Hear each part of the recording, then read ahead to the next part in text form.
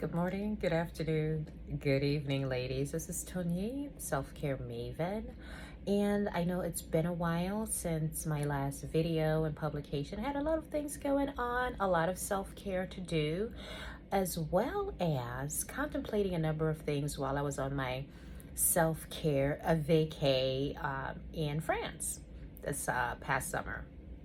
So, a number of things have come to the forefront in terms of the whole conversation, and more lately and more recently is this whole rapture debacle and other things, right? I just want to say this.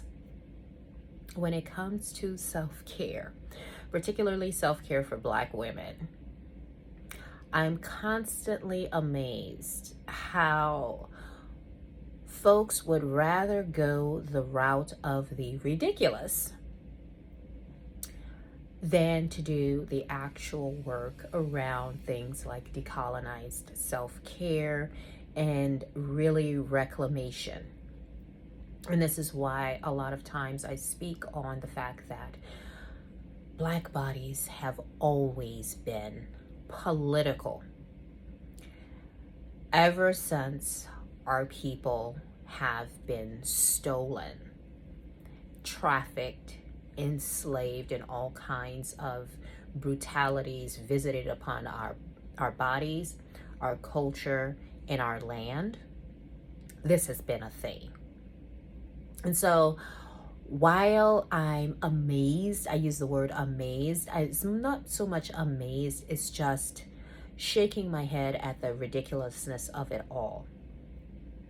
When it comes to self-care, particularly self-care for Black women, I've always said it's going to be a journey. I myself am on my own self-care journey, even though I've been on this journey for a while now. This is why I am a women's self-care, decolonized self-care and health coach for Black women over the age of 40, because I recognize that our needs are so specific and unique in terms of all that we've had to navigate, all that we carry with us historically through our lineage, through our experience, and through our culture.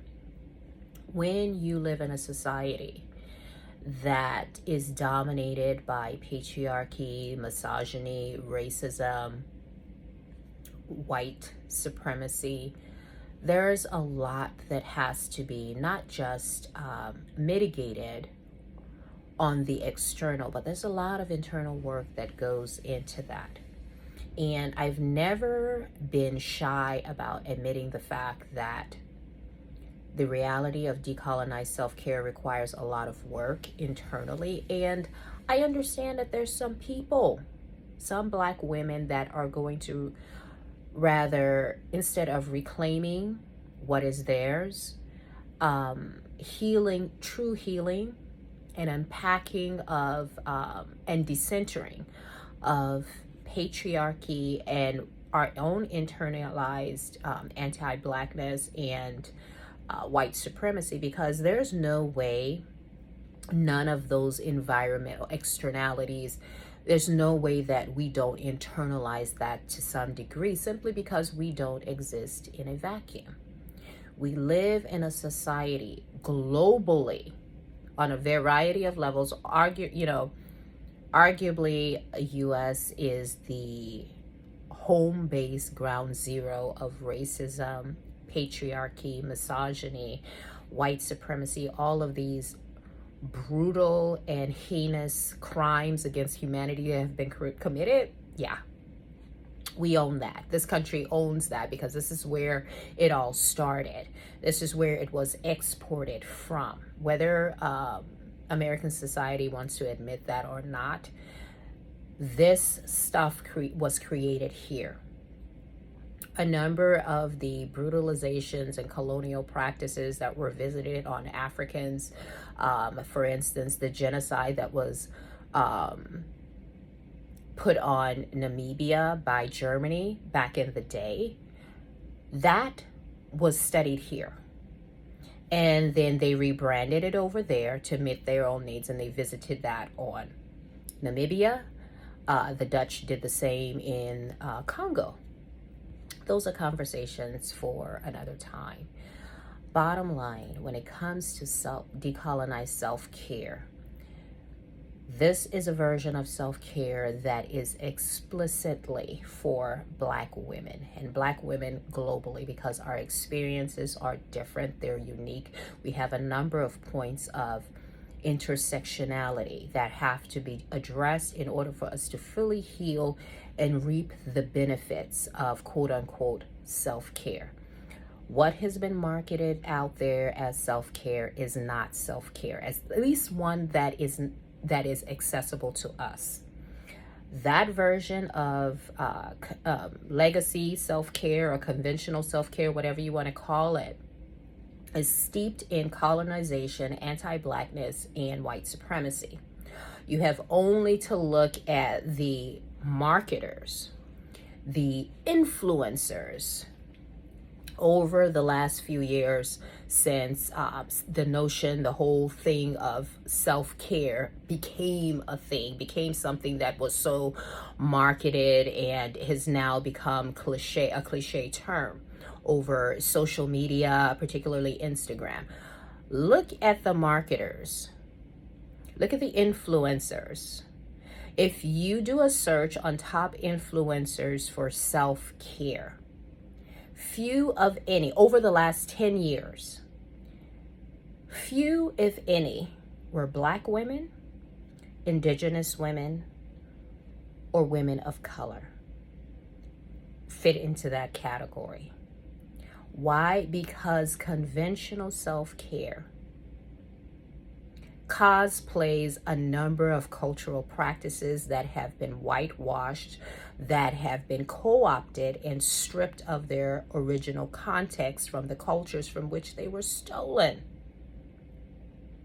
So how can you expect, in the universal understanding of alignment, of balance, of right versus wrong, of upliftment, of empowerment, of healing, how can you think as a Black woman and a woman or a woman of color, if you're not a Black woman, how can you think that any of that is going to truly minister to your needs and give you what you need?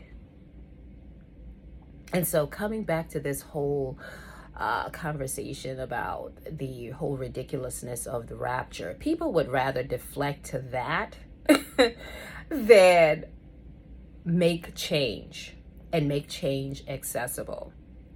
And what's sad to me, what's enraging to me, is the number of Black women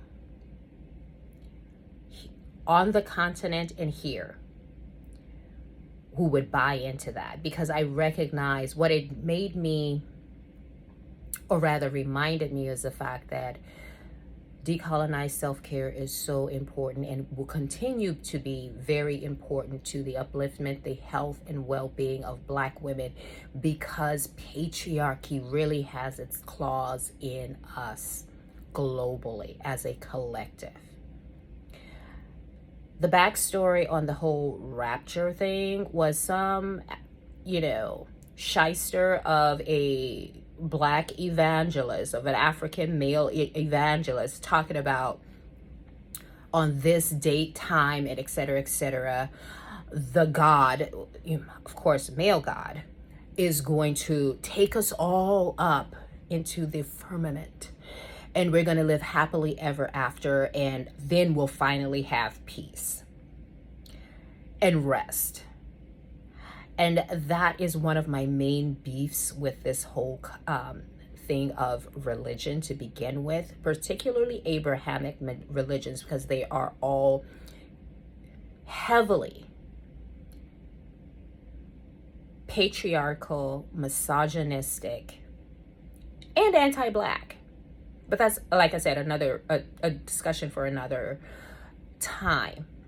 But bottom line, if you recognize the underlying message here, you're not gonna get no rest on this, on this plane existence. No, you need to keep grinding yourself and laying on the altar of other people's expectations. You need to grind, grind, grind, grind, grind.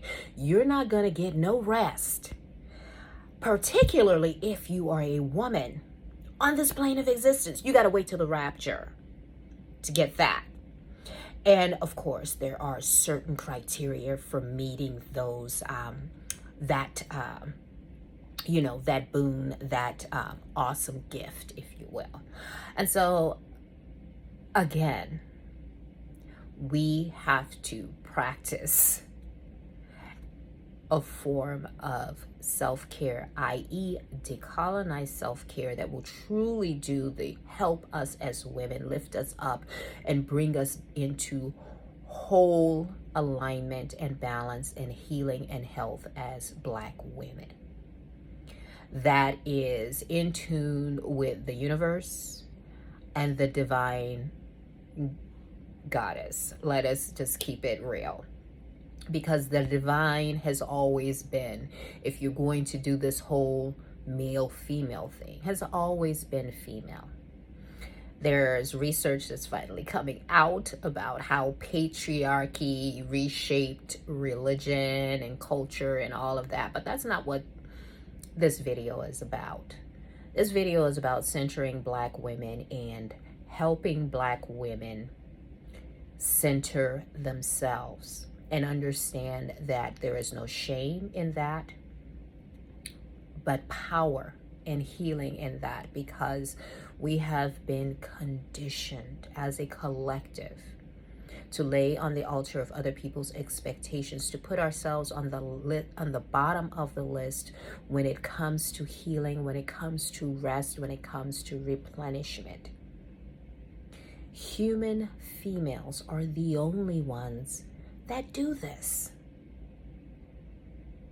And it's counter to what is the natural order of things. So I need us to actually decolonize our approach to nurturing, to self, to healing, all aspects of ourselves, mind, body, spirit, environment. Decolonized self-care takes us there. But again, all of this is a choice, and this whole rapture situation, or debacle, if you will, was just proof positive that we've got to do the work. And it just drove home the necessity of decolonized self-care, particularly for Black women, Indigenous women, globally. Women of the global South, of the global majority. This is a thing we've got to divest from. If we're going to heal, if we're going to elevate, if we're truly going to self-care, we must practice decolonized self-care. So those are just a few of my thoughts. My name is Tony. I'm the Self-Care Maven. You can find me here on YouTube. You can follow me here on YouTube. You can follow me on Instagram. There's a link in my bio on my page. And you can follow freedomatthecrossroads.com, the blog, where I drop my thoughts and all of that, and free resources that I make available to women all over the world. So till next time, thank you for tuning in.